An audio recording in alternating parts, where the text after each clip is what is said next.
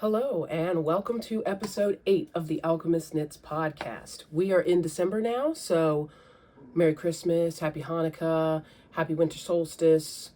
We just celebrated Krampus Day because we've been learning a little bit more about that. It was a lot of fun. Let's actually, so the formatting for today is going to be the same as it always is. We're going to talk about what I'm wearing, finished objects, works in progress. I don't really have much that I can show works in progress, and then spinning adventures. So I'll talk about the Krampus thing in the spinning adventure part. Let's start off with what I'm wearing. This is the Britannia sweater by Astrid Augustson. It was a test knit that I did back in, when did I do this? 2022, so 3 years ago. It is, let's show it off real quick, pardon me. Here we go. Very oversized. I made it a size that would be able to fit my husband, like a regular sweater, and then be oversized for me. So let's look a little bit closer at the details. It's got some cabling, some gartery type stitch stuff. It's got bobbles. It's a drop shoulder from what I remember, stockinette sleeves. So that is the Britannia sweater. This was quite the endeavor. The yarn for it, I spun myself and dyed myself. It came from a CVMU, which is a California variegated mutant. That's the breed of sheep, which means it's just a mix of various fine wool breeds. And I went to a shearing demonstration at Skybrook Farm, which is like maybe 30 minutes from me. And this is back in the day when I was learning how to process fleeces, and I was learning how to skirt fleeces and what to look for in a fleece. And so I went to the shearing demonstration to learn, and I ended up buying a CVM fleece from a little female sheep named Cleo. And so I spun her all up. I spun it all. She was a white colored sheep. So I spun it all, and then I dyed it, and then I knit it. And then it was a little bit bright because it was kind of like a bluey green color, and I wanted it to be more of like a foresty green, like a rangery kind of color, so that my husband would want to wear it. And so I over dyed it again with like olive and black kind of mixed together. So that's what this is. It's about like a DK worsted, I guess I'd say. Not a very heavyweight sweater, but very warm for sure. So that's the Britannia sweater. Love it. Love the pattern. Love how oversized it is and that I can just wear it with leggings. So that's the what am I wearing segment. Let's move on to finished objects. Oh, the first one is, man, we haven't talked since before Thanksgiving. It's been a while. So, every year over the Thanksgiving long weekend, Andrea Mowry of Drea Renee Knits does a sock knit along challenge. It's from, this year it was from the Wednesday, the day before Thanksgiving to the Monday after Thanksgiving.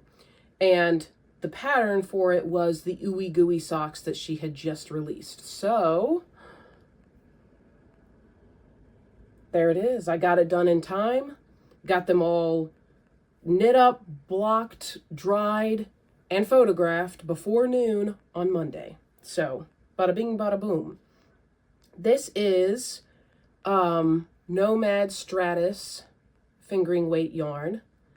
And it is dyed by me. So, the green is stuff that I had dyed before. It's just a light green kind of color. And then the gray I dyed specifically for these socks. So I dyed, it was using RIT dye, and it was pearl gray with a little bit of black. And then I went through and speckled it. I don't know if you can see, there's little bits of orange.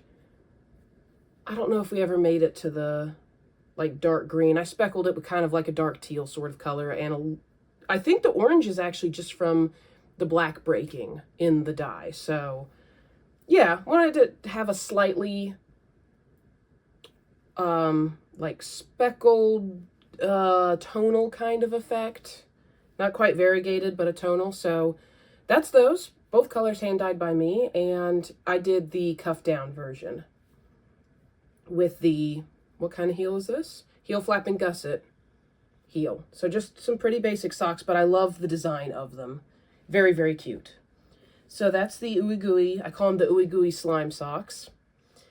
And then next we have, this is the Floating on Water Scarf by Anna Huesman, I think is how you pronounce it. And she made an entire book with different intarsia techniques. And I'm not as familiar with intarsia. And so I ended up just buying the whole book because there are a number of patterns in there that look really, really cool. So I made the sock from there. I made the scarf from there. And this is how it looks.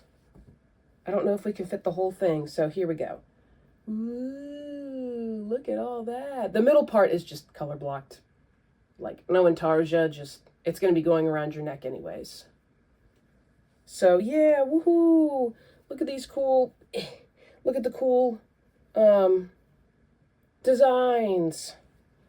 So this is going to be for my mom. It's not really a secret. It's a secret in that I changed direction because I was doing, what was I making? Oh, I was making the houses scarf. So I showed in a previous episode, I was trying to go for a cafe facette pattern, which was like houses with the different colors, and it was a stockinette stitch and it was curling in, and I really just didn't like the way it was working up. So I ended up taking it out and making this one instead, which is just shapes, just fun shapes in a garter stitch with a nice slipped edge. So she likes kind of skinnier scarves and she doesn't want them too long. So this is about how wide she likes them.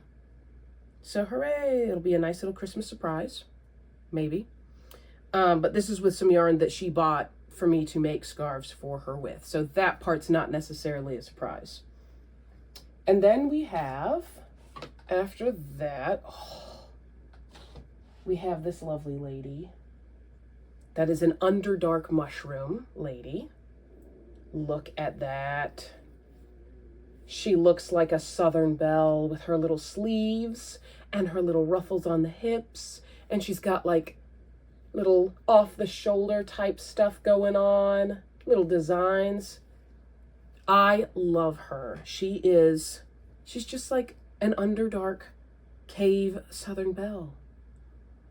And I've been wanting to make one like this. I've had this idea in my head for a long time of doing a darker color, like a dark gray. At first I was thinking black, but I'm glad I went with dark gray. And then with a pastel mohair of some kind that literally looks like it's glowing. So I have, and I dyed this myself with, did I use food coloring? I think I used food coloring for it to give it just like a pastel light green. And then I also have a purple version, so I might make another mushroom lady with the purple instead of with the green. So I love how she came out. She came out pretty much exactly as I had envisioned. So very happy with that. She's going to go up. I think she already is up on my Etsy, so I'll link her in there. And yeah, I feel like almost every episode I do has a mushroom lady in it because I just like making them. I keep getting ideas for different mushroom vibes, mushroom lady vibes. There's like an endless number of ideas for them. So I'm sorry if you don't like the mushroom ladies, and every time you come here I'm showing off mushroom ladies. That's just my life, is mushroom lady after mushroom lady. So that's her. What else do we have? Yeah, let's move on to works in progress. Most of my works in progress are actually Christmas presents, so I can't show them to you in this video. I'll have a video where I'll show everything that I made for Christmas, because I'm going to film, as soon as I finish it, I'm going to film a little segment with it and then just splice all those together of, before I give it to the person for Christmas, here's what I made. But I don't want to ruin anything just in case somebody I'm giving to watches this channel. So this is the Miss Arena.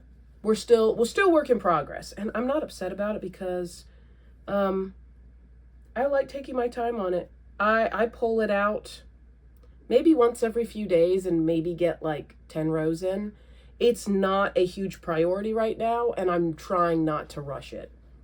So I think we're getting pretty close to the end. Yeah, it's getting kind of long. I don't know, honestly, if we're going to make it to the white skein, because we still have this much left. I need to see, I think there's ribbing on it. So maybe I'm going to try it on. I'm going to put it on the try it on tubing, try it on, see where it hits. I might be able to start the ribbing and just do enough ribbing until I run out of this. Maybe. We'll see. And then if that's the case, I have this whole other skein here of however many 100, 200 something yards. So I've been thinking about making long fingerless gloves out of this, because this is all white. There's no gradient in it. It's just the solid white with purple sari silk. So I've been thinking, because this ends here in the mid gray, and then this is going to go all the way down to the almost white. And so it could be really fun to have fingerless gloves, since it's ending here. Maybe have fingerless gloves that come up to my elbow, or maybe a little bit less, of just the solid white, so you kind of maintain that gradient look, and I could just wear it with the sweater. So I'm still thinking about it. Maybe I'll make a hat. Maybe I hold it together with some mohair and make a hat, or maybe I just use it, make fingerless gloves, wear it in the winter. I'm not sure yet. I'm not going to make socks out of it, as tempting as that is, because it's just Jacob wool and it doesn't have any sort of like nylon. And Jacob, I don't think, is a particularly strong wool for making socks, so I don't think that's an option. But that's where we are right now with the Miss Arena tee. I'll probably be done with this in the next few weeks. Again, not a rush, but I am really excited to wear it when it is done, because I think it's going to feel nice, and I think it's going to look nice. So that's all I can show you for works in progress this week, because everything else is Christmas. So we're going to move on to spinning. We're actually going to check and make sure we're still recording. We are. So for spinning, let's talk about, first of all, we'll talk about the Baby Doll South Down. This is what I'm spinning for Megan at Rafter in Baby Doll Farm. She raises baby doll sheep, and I've been getting a fleece from her for the past 5 years now. And I get one from her, at least one from her every single year. So she sent me the fleece of Daisy, one of her white ewes, to spin up for her. And then she's going to sell the yarn. So I will link her Etsy shop. I mean, obviously this won't be up in the shop until after I'm done spinning and then I send it to her. But if you want to bookmark it and keep an eye out for this wool when it's done, look at that. Look at that bounce. I love how bouncy this wool is. So this wool is a little bit more yellow than previous ones I've done, because it had what I thought was canary staining, which is a bacteria that can get in the fleece, and it feeds on like lanolin and all the little good bits in there and stains it yellow. And that makes the fleece brittle and can cause it to break. And I thought that might be what it was, but the fleece itself, the yellow parts, were not brittle. They were just as strong as the rest of it. They weren't breaking at all. And so I just recently discovered, after knitting for, I mean, not knitting, but spinning for like almost 15 years now, I have just learned about something called lanolin stain, which is not bacteria involved. It is, especially in heavier lanolin type fleeces, such as baby doll, and fine fleeces in general tend to have a lot of grease, a lot of lanolin. When they sit in bags, and especially in plastic bags, and they don't get like air movement, there's the potential for that lanolin sitting on the wool to stain it yellow. And that's another difference too. Apparently, what's it called? Canary stain tends to be more towards orange, and lanolin stain tends to be more just a yellow. So I think that's what happened because the fleece itself was still in good shape. Like it washed just fine. It wasn't brittle at all. I snapped it and like it still held together fine. So it just turned it kind of a vintagey sort of color, like a vintage white with like a bit of a yellow cast, which I think is really cool. So I've just been blending it up and I let her know about it. And I kind of like, it's kind of naturally making it a bit yellow, which is fun. You know, without any dyes or anything, you can get this kind of yellow color. So there's that. We have 3 skeins of that spun up so far, with more on the way. And then a spin that I did on Krampus Day, December 5th was Krampus Day, and I spun up, carded up and spun up this wool here. So this is, the baseline of it is a black Shetland. So it's mostly that. And then we have, I had dyed up some red Romney. So I dyed some white Romney red, and I dyed some like mid-grayish, brownish sort of Romney red. So we had like a dark red, and then we had a lighter red thrown in there. And I found some dark purple Romney that I had also dyed up. I think I was over dyeing it on the brown Romney, so it's like a darker kind of purple. And I put that in there, and some sari silk. So I did red sari silk and yellow sari silk for sort of that Christmassy, Krampusy kind of vibe, and spun it up. And I'm really impressed by how bouncy it is. I thought with how much Romney I was using that it would be a lot more drapey, but the Shetland part of it really preserved the bounce factor. So I don't know what I'm going to make with it. Maybe I'll put it up in my shop. Maybe I'll make something with it. It's about an Aran weight, I would say. The first ply, I just kind of let it do whatever it wanted to do. Little bit of thick and thin throughout it. It's roundabout. I was spinning it about a sport weight-ish, but some of it was getting down to fingering. Some of it was getting a little bit up to worsted, or DK, I guess. And then the second, what's it called? Oh, it also has a little bit of Angora in it too. That's right. Some black Angora. Can we see any of it? It's in here somewhere. It looks kind of white, wherever it is.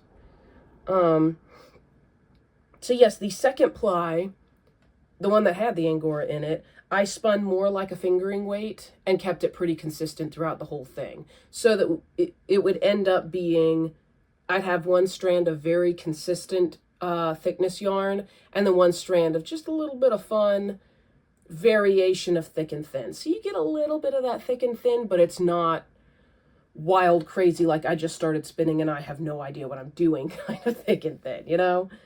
So I really, really like how it turned out. It's just enough slightly chaotic in like some of the parts are like thunk. With like some of the Romney, I would get like a big chunk of Romney coming in when I was just doing the kind of thick and thin part. And I kind of, in some parts, I lightly coiled it around the thinner ply. So there's some fun stuff happening in here. I really like it. So that was my Krampus spin. I have been wanting to do that. I was planning to do it for a couple months before Krampus Day, because we had been talking in my house about doing something for Krampus Day, watching the Krampus movie, and doing like a Germanic type feast. So we ended up doing a meat pie with like ground beef and, you know, putting it into a pie, making a meat pie. We had loaded potatoes with like bacon and cheese and chives on them, green onions. We did, what else? We did sweet and sour red cabbage. That was really good. I want to make more of that. And then we had some like apple and brie pastries and cookie s'mores. So it's like s'mores, like a graham cracker marshmallow, chocolate, and then cookie dough on top of that, and you put it in the air fryer and you cook it, and it's really good, and it's really easy. So we had a veritable feast.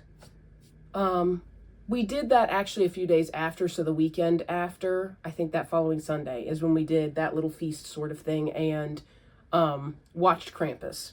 So this was already done by then, but it was a lot of fun celebrating Krampus Day and kind of leaning a bit more into some of the more wintry festivities besides just Christmas. It's really cool. I like it. So love how this turned out. It's got a very like dark, fey, in the cold of winter, but also a little Christmassy kind of vibes. Love how it turned out. So there is that. What else do we have? I think that's it. I think that's everybody. So that's all we have this week. Thanks for coming along. Everything will be linked down below of all the patterns that I did. If you're interested in the beautiful mushroom lady, I'll link that as well. And besides that, y'all have a great winter holiday, and I guess I'll see you next time. Goodbye, just see you.